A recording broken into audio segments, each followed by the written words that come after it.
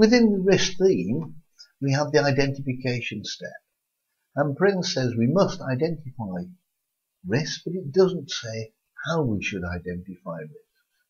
Let's just consider a few of the most used and popular methods for risk identification. The first one would be brainstorming, normally to have a workshop of the project team and key stakeholders and just shout the risks out.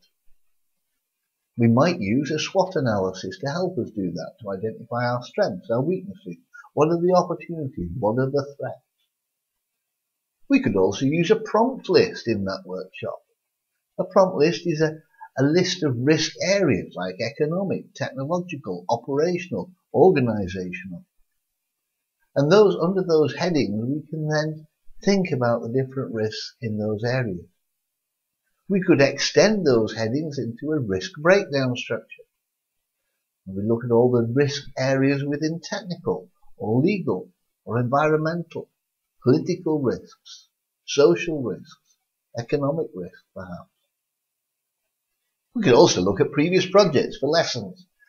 What were the risks that happened in this project? How could we avoid them this time?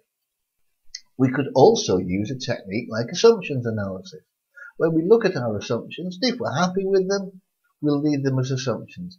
If we're concerned that they're not very valid, then we may raise a risk against them. All of these tend to be looking at threats.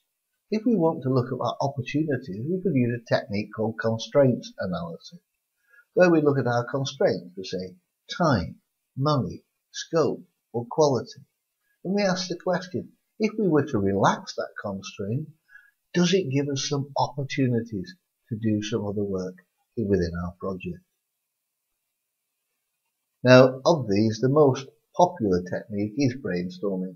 And don't forget that you will be using this throughout the project, particularly every time you plan a stage or a work package. Once you plan the project, of course, you will be looking at the risks associated with that stage or with that work